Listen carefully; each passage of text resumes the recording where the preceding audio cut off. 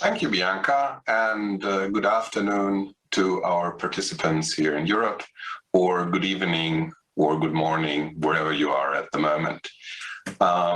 We are very pleased to be with you here. Let me first introduce the panelists, because this is more about them than about me. First of all, I'd like to introduce Axel Deininger. Axel is the CEO of the security company Secunet, and he is the chairman of the European Cybersecurity Organization. I'd also like to introduce George Statakopoulos. George is the VP of Corporate Information Security at Apple in California, and we are especially grateful to have you here early in the morning. Then I'd like to introduce Arvid Rosinski. Arvid is the CISO of Audi, one of the German car premium makers. And I'd like to introduce Phil Venables. Phil is the CISO and the VP at Google Cloud, and also based in the US. Good morning to you as well. We have started today by hearing several perspectives from policymakers and from leaders of security agencies. We'd now like to move on to the perspective of companies where the cyber threats are also felt and they lead to slightly different perspectives and slightly different issues. Just to give you a perspective, the last statistics I read were that in 2021, more than 500,000 companies have been successfully attacked by cyber criminals globally. So this is a huge issue for companies worldwide. And this is not only an issue for your own company, it also becomes an issue when you as a company have done your homework, when you are already pretty secure, but then your supply chain is being attacked. The companies you're being working with, the partners you have, and a cyber criminal might focus on a weaker link than you yourself, which might lead to the physical shutdown of your supply chain, which is detrimental, or in the newer scenarios, it might also lead to an attack on, for example, software providers, which might lead to a situation where your company is breached due to the fact that one of your suppliers has been breached. So going around the companies, what's your perspective on this topic? What is the situation of your supply chain? Axel, let's maybe start with you. No, thank you, Alpha. I think I'm on. Thank you. I think, first of all, I think the last couple of months showed that supply chain is a quite important topic on a global scale. I think our advantages and our view on IT security always have been quite supply chain focused, as we always try to leverage the latest technologies, not do everything on our own. Which means that we always had to collaborate both on the hardware side and also on the software side, which means for us, supply chain was always a very key topic, both on our supplier side, on the hardware. So we work very closely together, for example, with Intel on their latest roadmaps. We work together with software suppliers and we integrate that. And at the end, of course, you need a certain trust level. We try to have certain certifications also on the supply chain, not only on the product itself, and make the utmost possible to have a trustworthy product itself. But of course, supply chain is a very key topic. We always assess our suppliers on the security side. And I know trustworthy is a nice word to say, but I think it's still, you need some hard facts as well. And you have to look very carefully also on their architecture, and very often we manage to work on potential security targets because we know also the security issues on our supply chain side as well, and that helps a lot. So the better understanding you have on a supply chain side, the better you can react on your product offering to make sure that your product offering as such at the end is on a secure way. Standardization is a very important topic for us. We always try to work on standards because that helps, of course, also on interoperability. And at the end, for us, of course, IT security comes by design. So we have a holistic view, I would say, on the total portfolio we at the end have on our base. And that will also continue, of course, if we enter cloud solutions, cloud infrastructure, where we have open source solutions, basically where we have a full control of our added value on the supply chain side and also carefully analyze what's underneath. So IT security on the supply chain side is as important as we see on the global supply chains we have seen with the shortages as well over the last quarters to Corona. George, coming to Apple, what's your perspective? What's going on? So Apple clearly is not an island, and we have a very extensive network of suppliers who actually, are part of our story. So over the last few years, we have been noticing what is happening in the industry, and clearly, as you said before, like we're seeing these attacks, especially hitting a very wide set of companies that are critical to the supply chain across the whole board. So when we analyze our supply line, we see a very big spectrum of different suppliers that we have. We have anything from the people who bring the produce to our cafeterias, the software, hardware, services we use for our everyday product creation, content creation, movies, music, and so on, all the way down to the suppliers who are critical to our production lines. When we try to map on those suppliers the different security capabilities we have, we also see a very wide spectrum. We see a set of companies who are have extremely sophisticated and mature security programs, but we also see companies whose simply security is completely lacking. And if you kind of zoom out a little bit on that spectrum, you kind of see a line forming that, metaphorically speaking, we call it security poverty line, where basically the resources and the technical deficit that a company has may not be enough to actually create a security program that is robust and we can actually last. And in general, again, in that spectrum, you find out that companies who have the resources and have the technical expertise, the big Fortune 500 companies seem to have a lot more robust programs. In contrast, in the small and medium businesses, who the security spend and the security expertise is kind of lacking. And again, in general, there's exceptions to the rule. So the cliche comes over that says, basically, if you're trying to fix a security problem, you're kind of trying to boil the ocean. And we believe that basically one of the easy success stories we can have is if we focus on small and medium businesses, if we focus to the companies who simply are below that metaphorical security poverty line and trying to make them more secure. Thank you very much. Arvid, I'm very sure, despite the fact that a car for me still is a physical thing, cybersecurity plays a great role in all this supply chain as well. What's going on? Yeah, you can be sure about that, Alpha.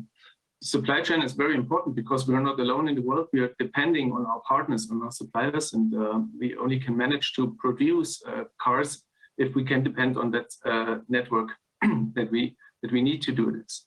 However, during the last year, we saw, especially in our supply chain, that ransomware was a major threat that was endangering supplies. That's not only true for Audi, but the whole manufacturing industry and more than that. And I think it's getting worse before better. So one of the things that needs to be understood in my eyes is that security is a holistic thing. So we cannot be secure as an Audi, as a company. We can only be secure as a society. So we need to work together and need an open, sharing of things. So what we saw, and that was very positive, that CEOs of the smaller and medium companies that we're working together with have security very clearly on their agenda. So it is not a topic about being not aware about it. But still, what we also saw was the way that they treated incidents. Yeah, some of the companies are very open and are very ready to share, and that was very good experience during the last year, and helped understanding the kind of attacks that were ongoing, and we could help each other out with advice and with procedures and whatever. And on the other hand, there are still companies that are very reluctant and being open. I don't know why. As I said, it's a society thing. Security cannot be managed alone. So you need to work together on this. And as I said, very positive that they have it on the agenda, but they need to have it more on the agenda still. Because we were talking in the other panel, there was talk about TISAX. TISAX is a certification process that we have in the automotive industry. Really helps to get into our supply chain. that can prevent attacks. But what we also saw is that TISAX may not be enough, because if you only have a paper, yeah, and the structure behind the paper is not ready to get a grip on the attacks that are going on, it's for certain that's not enough. So working together on a higher level in sharing information, in sharing indicators of compromise, for instance, in ongoing attacks, that's going to help all of us. So again, the sharing culture is what makes the difference in this. Thank you very much. Going over to Phil. What does Google think about all of this? Yeah, so in the context of the software supply chain overall, I mean, we've historically placed a significant priority on the security of our software supply chain, as well as the overall integrity of the hardware supply chain. And you know, we, like a lot of, you know, large technology companies, are continuing to invest in the integrity of that software and any external dependencies that we have. And I would say for us, a lot of the external dependencies are mostly open source, and these are the elements that we've originated and manage anyway. And at the heart of how we think about software supply chain is a concentration on how you not only deal with software you've taken from, say, an open source environment, but how you generate and build the software in a secure way internally. And so, you know, like a lot of companies, we're very focused on making sure there's two-person control on changes, a whole drive for an intense examination of security through the build process, and then a hardened build process that produces digitally signed software that our infrastructure explicitly validates before executing. And the reason I mentioned kind of our internal process is we've actually taken this and turned this into an open framework and an open standard that organizations can use to assess themselves and their supply chains. And we call this thing SALSA. It's actually SLSA. It stands for Supply Chain Levels for Software Artifacts, and it's now an open framework at slsa.dev. And again, this is what we're using as well to drive that approach for end-to-end secure software supply chain management into a lot of the products that we have that we share with customers. And I would just kind of end this answer in just also building on what a number of the other panelists said about the kind of the partnership between organizations and the partnership between the public and private sector. And we're certainly engaged with governments around the world on looking at the software supply chain risks and the wider ecosystem, and really figuring out ways we can take the disparate sources of knowledge and expertise in different companies and the public sector, understanding the threat environment, understanding the best practices, and bring that together. For example, we with some of the other companies were founding members of the so-called Joint Cyber Defense Collaborative, the JCDC, organized by the US Department of Homeland Security. And that's one of many global efforts that are not only coordinating on sharing threat information, but promulgating best practices on how to manage the extended risks in the software supply chain, which I think is a good pattern for what we would expect going forward. Thank you very much, Phil. And I'd like to stay with you for a moment around this topic of open source software. I think many participants have been affected by the Log4j incident earlier this year, which was not so much about someone who tries to corrupt software with bad intentions, but where an open source component that was used millions of times across the planet just due to the fact that it was being maintained or is being maintained by a small group of volunteers, had some issues that then led to the Log4j situation, where a lot of commercial packages became vulnerable. What ideas would you have to kind of across industries and across companies try to deal with this issue in a better way? Because I think we have the problem for a lot of open source components that are used multiple times. Yeah, no, I think that's exactly right. I think when a lot of organizations look at their software supply chain risk, as I mentioned, a big part of that is the is the consumption of and use of open source software, and for many organizations, the contribution back to open source software. And certainly, at Google, we've been a major advocate for open source software and the wider open source ecosystem. And in fact, as I think much of the audience will know, we've originated and made significant contributions to key open source projects like Kubernetes, TensorFlow, and myriad of others. And so, we think the answer is exactly as you posed in the question. When you think about open source, it's how do we collectively make sure we're improving the security, the management and maintenance of open source software rather than restricting its use, because I think open source provides tremendous benefits, and a large part of our global digital ecosystem is built on the benefits of open source. But as you said, with things like Log4j and some other events before that, managing the use, maintenance, update, finding and resolving security vulnerabilities in open source is critical. And this is, again, another one of those important community efforts. So for example, in 2020, along with a number of other companies, we co-founded an organization called the Open Source Security Foundation. And this is dedicated to help drive improvements in open source security. We've, for example, we announced last year a further commitment of $100 million to help fund activities in finding and resolving critical security issues in open source software. And there's a whole array of things that we're doing through that, through Scorecards project to look at risks in open source, dependency analysis tools, and the recently announced Alpha and Omega project, which is really working towards finding and resolving issues in the most used projects, and then providing tools in the long tail of some of the lesser used open source packages that organizations use.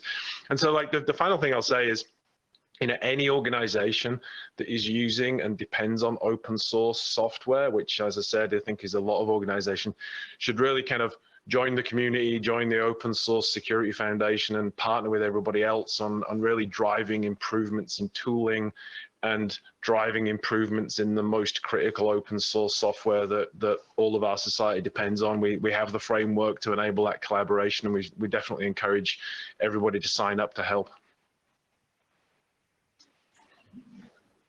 Thank you very much, and indeed, that's an important approach to help across companies. George, I understand you have some ideas around that as well. What can be proposed, especially to smaller companies, to get better at cybersecurity in the supply chain? So as you said, we have a clear focus on the small and medium businesses, how we can actually improve security. We did a lot of analysis, and one of the things we found out is for many of those discussions that we have with our partners, we're asking them to do security from 0 to 100. And just to illustrate the point, think about talking to your dentist and talk to them about zero trust networking. Or think about talking to your travel agent and say you need to do advanced persistent threat hunting. Right? It's words that they are very complicated. It is the word, even the word cyber, if you want to put it in perspective, becomes very unapproachable to many small and medium businesses because they think like, spies and countries and so on. So one of the things we wanted to do is we're trying to create the experience of getting your feet wet in security easy. So we looked at all the things that could be extremely impactful, and we came up with like 5 basic principles that we believe that if small and medium businesses start, it's going to take them into a path of getting, improving the robustness of the security program. The first one is training, and it sounds really simple, but actually basic training available to small and medium businesses doesn't really exist readily. So we partner with the Cyber Readiness Institute, and we have published the principles and also help our suppliers go through a series of training programs to just basically understand security. After that, we start looking at what things could be more impactful, and think of them as the first 5 chapters of your security adventure. So the first one is to move beyond passwords. In this day and age, if you're using single factor auth, you're going to become a victim. There's just no way around it. So if we can help our suppliers move to multi-factor auth or to unfixable passwords, we think this is would be a very successful first step in improving the security of our supply chain. Funny enough, about I think it's 33% of the suppliers we interviewed that said they do not have multi-factor enabled. But it was scarier than that is Some of them actually did, and they did not know about it. Somebody had bought the product that actually allows them to have MFA, but they haven't done it. So it was kind of like the general awareness about MFA did not exist. The third pillar will be patching. We want companies to have a fairly robust patching regime, and that's not just like the main product that they have, but the printers, their routers, and so on. Then we go to the more difficult things. We want them to have logging enabled, which seems to be the most bizarre thing, where you buy a product and logging becomes like the 5 switches you have to do in order to turn them on. But if you don't have logging enabled, the companies will not be able to know if they have been impacted, how they have been impacted, and if they're clean. And the fifth principle is all about incident response. You need to know the first steps after something happens to you, of how you're going to start recovering your business, where your backups are, who you're going to call in to come and help you, and try to restore yourself to some set of normality. So this 5 basic principles is the 5 chapters to help us get out of this mess. Thank you, George. Be it the 5 principles for a small company, be it more elaborate measures in a large company, that's a significant cost burden we're talking about. Arvid, as a CISO, probably you often have to justify yourself for the cost. How are you trying to deal with this? I'm in a happy situation because, as I said, our CEOs have it on the agenda. However, I see this is a problem for especially mid and small-sized companies to argue for the money that you need to invest in technology.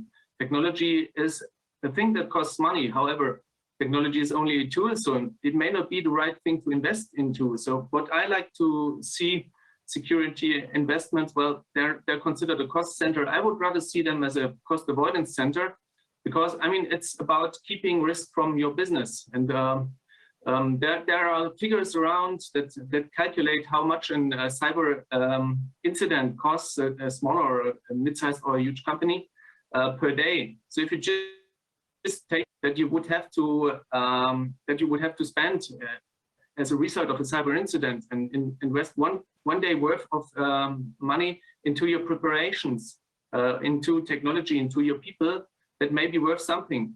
So actually, preparedness for cyber attacks can save business and can make the business more valuable, or save the value that the business is expected to bring.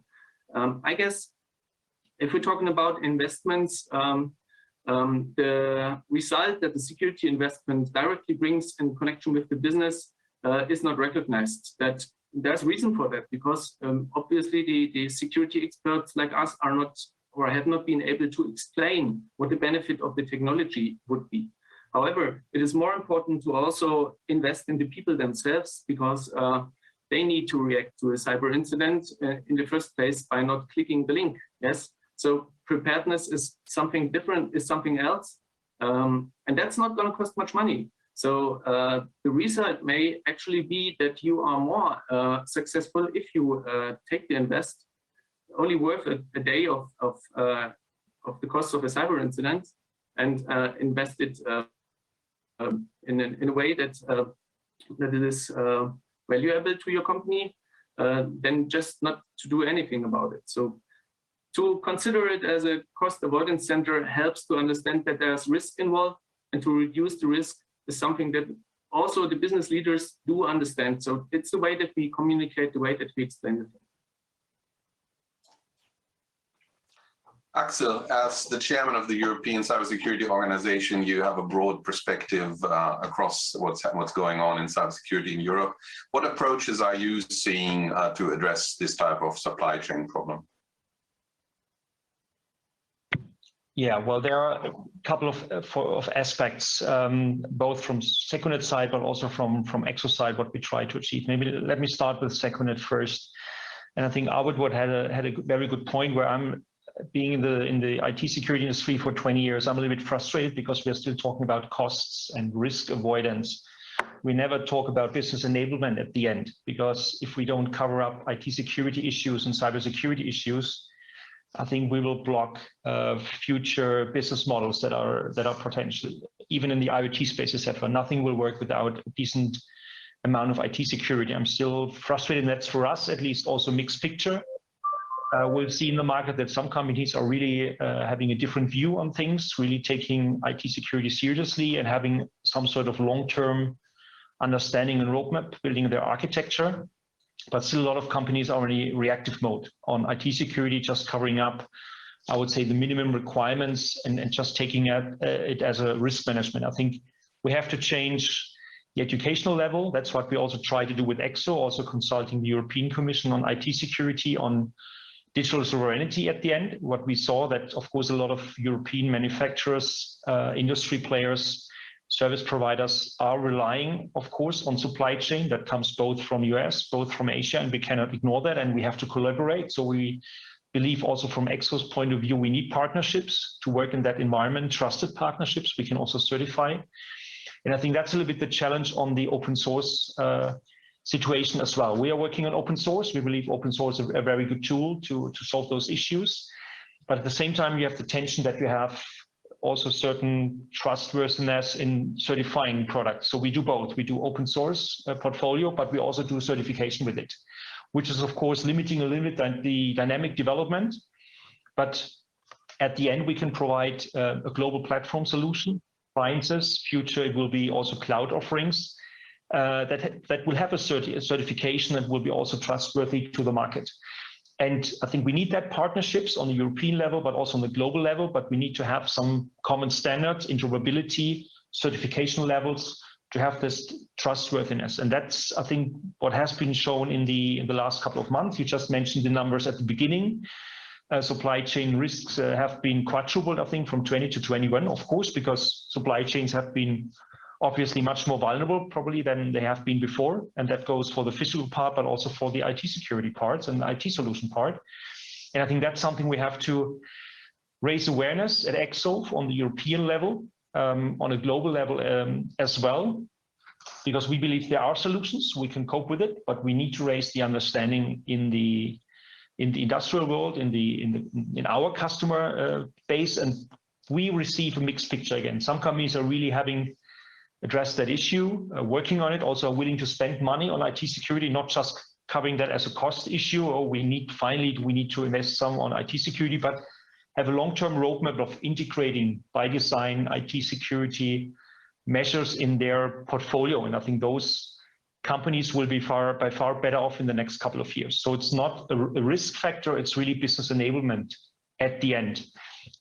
And that awareness we have to raise, and that understanding also on the management level still has to be more broadened. And that's, from our point of view, not the case. We have solutions there, of course, and I think that it can be solved also on a global level with partnerships because we are relying on each other. But we have to work on it, and it's some sort of long-term approach with certain milestones also on certification, because with all the dynamic we'll see on the software development, that's great, but that led also to the security attacks we saw in the last year. So it's a balanced picture, and that's something we're working on. Thank you, Axel. We already started to move a little bit into how potential solutions look like and what a potential focus could be. And I think it's great that we have an audience with both company representatives and policymakers around us to maybe take up these calls for action. Arvid, you already mentioned the human factor in your last statement, and we heard before from Jen Easterly that culture plays an important role when it comes to cybersecurity. Would you like to elaborate a little bit more on that topic? Yeah, sure. The human factor, I mean, we are humans, and humans are prone to making a failure, and that's exactly what leads to cyber attacks in the end. Like George mentioned, with some simple measures, we could reduce the risk, and the investment in reducing this risk is considerably low if you take into account that people want to learn, they don't want to make error, that they don't want to make failures. So if you put humans in the center of your strategy, that not only means to invest in technology, it means to invest in competencies, in self-trust, yeah, enable the people, and that's more than IT security, it is more like information security, because human behavior will act upon what I do understand, where I see sense in acting or doing things. It's like, I compare it with normal traffic, yes. We all behave, in normal traffic, we all behave safely. We get from A to B, and we're not risking our lives. So on the digital highway, we're risking our lives because we just may not have the competency to go from A to B without making the mistake of clicking that link. And I think things are getting more strange if you take into account that we have synthetic voices and deepfake technology that makes us talk to people, and we're not even can be sure if the people we're talking to are the people that we expect to be. So put the humans in the center of strategy means to apply trainings in a way different from what we did in the past. Like we always had the problem in IT security to message because the message is very technical. Yeah. So let's bring us to a different level in communicating to the people. Communicate just in terms of understandable language, in terms of information security, like enabling this behavior, this rational behavior in the digital highway environment. To make sure that people not only behave, but also do not make the mistakes that they're tricked into by the technologies of today. Thank you very much, Arvid. Phil, we have been discussing how small companies within a supply chain can be a bit of a challenge. I'd like to turn this around a little bit so that we ask ourselves for a minute, as the large companies in the game, what can you do to bring more security to others? Yeah, well, I think the interesting thing for, particularly for large cloud companies, but, any large kind of service provider that small, medium-sized enterprises, and even now very large enterprises and public sector organizations and governments use, really the way to think about this is that the cloud has more than surpassed the security of on-premise environments, and that's especially true for small to medium-sized enterprises who may not be able to effectively resource an IT team, let alone a large enough and sophisticated enough security team of depth to protect themselves. So tapping into a reputable cloud service provider or other type of service provider that maintains that high degree of security and control, where security is designed in, not bolted on after the fact, where it just comes as a part of the environment, if you like. It's a secure product, not just a security product. And that goes for cloud providers. The same thing happens in the communication and collaboration tool environment. For example, what we deploy with Google Workspace to small, medium, and large enterprises is where we're increasingly putting security defaults in, reflective of some of the things that George talked about earlier in terms of default levels of stronger authentication, default levels of email protection, encryption, malware filtering, and a whole array of other tools that generally make the platform safer by design and just safer to use without having to spend a lot of time administering and adding in security after the fact. And that's particularly important, again, not just because small, medium sized businesses don't have a large budget for these things, they also don't have a large staff, as I mentioned before, to administer and manage these things.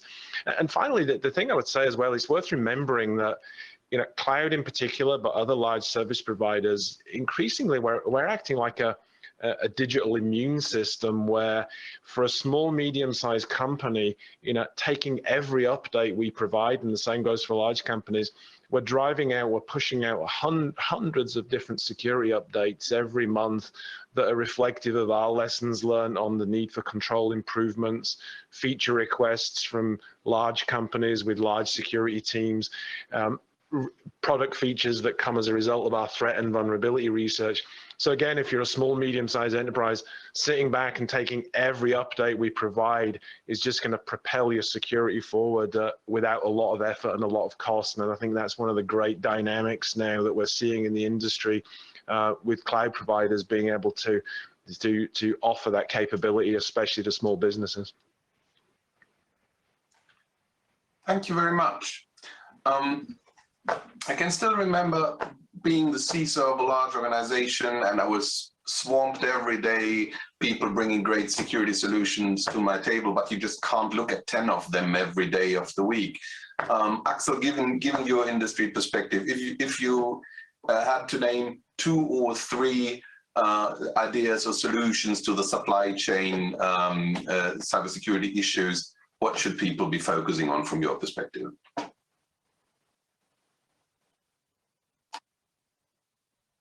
the end, what I think they need to have is a holistic view on things, and just working on the biggest, let's say, white spots they have in their infrastructure, and that's very often overseen. Yes, they take the standard updates, nothing against that, and they do software uploads and try to improve the system. But I think they need, first of all, a holistic view on the IT security. Secondly, just coming back one sec to EXO, I think we need to provide some clear messages and framework to the companies to give them some guidance and orientation. That's still missing, and exactly what you said. They sometimes are lost, which I fully can understand. They don't have large IT departments. They just buy the stuff they can get from the market and trust that software downloads and updates will work well. So they need to have some guidance and reference points, and that's something what we need to provide also on the EXO side, on the total European market from that point of view. Coming back to the solutions to the market, of course, there are, of course, a lot of aspects. We believe software only will not make it, but in the cloud it's a different point, of course, but still a lot of stuff is running on a physical side. You need to have a good understanding of the hardware, and we just see that the vulnerability of just pure software stacks on top of the hardware, you don't have an understanding. So I think they need to have some sort of platform view on that one. At the end, it comes to the human factor. I think a couple of times it has been said, you have to make sure that you have a good EID system, and that not everyone has access to your framework, and not getting some sort of administration role without having the competence and the rights for that. Because very often we'll see, and also most of the malware software works like, okay, we'll take over some sort of administration view, and then we destroy the system or take out the data.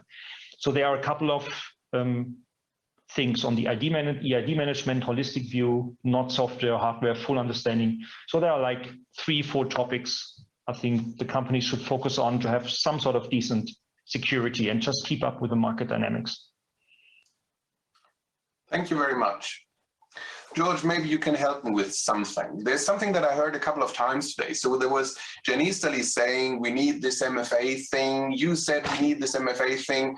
Now I'm asking on behalf of those people who maybe are not totally sure what that is and why they need it. Could you elaborate a little bit? And by the way, we could not be more in agreement with Director Easterly on this moving beyond passwords and enabling MFA or moving to unhackable passwords. Here's the thing. Imagine having something available to you that can take away, by all accounts, by any report you ever read, 90% of the attacks against you, which are based on credentials theft and credential reuse, and not using it. And to me, this is exactly the problem you're seeing with this, moving beyond passwords. If you simply enable a second factor, if you simply move to hackable passwords, and there are many solutions out there, you're already in a better space. Yet report after report after report comes up that shows that many of the small and medium businesses, even bigger enterprises, have not moved to a multi-factor auth or to a hackable password scenario. And to me, this is an area where if we can take a goal that is undisputable, right, an easy solution to some of the problems, and we don't succeed it as a community, as a global community, then it's kind of hard then to talk about all other security measures. So to me, just literally all we have to do is take a page out of the climate change programs and say, you know what, let's just set up some really big, ambitious goals and start doing things like eliminate single factor, reduce the flow of patching and so on, and we can move as a community together, trying to improve the security. The other thing is, this is something that is not cheap. Enabling MFA is not a cheap solution. It is a technically challenging thing. So the challenge to the companies is make it easy, make it cheaper, make it effective, and then we can all move together. Thank you very much. We have a little bit of time left, so I'd ask each of you to maybe give one final statement to the audience. What should people bear in mind about this session? What is it that they should be doing tomorrow morning or latest Monday morning? What's your perspective? Maybe let's start with Phil again this time. Yeah, so look, I would echo a lot of the sentiment that's come up during this panel, which is it's important to make sure that the secure path is the easiest path. This is in many respects an economics and an incentives problem, that if we provide the right behavioral nudges, the right solutions, the right secure default behaviors, if we make available stronger forms of authentication that are usable, cost effective, and integrated with the services that people use, and we strive to make sure that technology and other companies are delivering secure products where security is built in by design, not bolted on after the fact, and it's just available as a default for end users, consumers, small businesses, large businesses, governments. The more we keep doing that, then I think the more we're on the right path of just making sure security is the easiest path. Thank you. Arvid, what do you think? I could not agree more with Phil. However, also focus on the people, so put them actually in the center. So focus on their competencies and make it very easy for them to understand, to follow, and to see the purpose of the measures taken. So my advice would actually be invest more in the competencies wherever people are, and that actually starts in schools, because we're talking about the problems today. They will not be better tomorrow. They're getting worse. So we need to invest more into our children also, so that they grow up not digital native, not digital naive, but digital secure. Thank you. George, what's your statement? I'm going to be very monolithic here. Move beyond passwords. Let's just start with that. Let's just set up a goal and just help everybody just move beyond passwords. And I think then you start the wheel going, and then we start adding new chapters into this book of security. To start with one though. Thanks a lot. Axel. 3 topics. First of all, multi-factor authentication. That's a great start. On the policymaker side, we need to provide the companies a clear framework, easier to understand than in the past. And secondly, I think, or thirdly, a lot of companies are on the verge of getting to the next level of digitalization, moving their infrastructure to the cloud. I think now it's also an opportunity for them to think long-term and integrate in their upscale infrastructure right at the beginning IT security. And that would help us a lot in the future when we build the next level of infrastructure. Thank you. Gentlemen, thanks to Tom for joining, especially for those of you where it has been quite early in the morning. I'm very sorry that this is a virtual event, because the standard would be that we have a cup of coffee together after the panel, or even some beers. I mean, Munich is a good place for beers. So I hope we have the chance to meet up in April when there will be an on-site meeting. I wish all of the participants a great afternoon. Enjoy the continued conference. And that's all from this panel. Thank you very much. Thank you.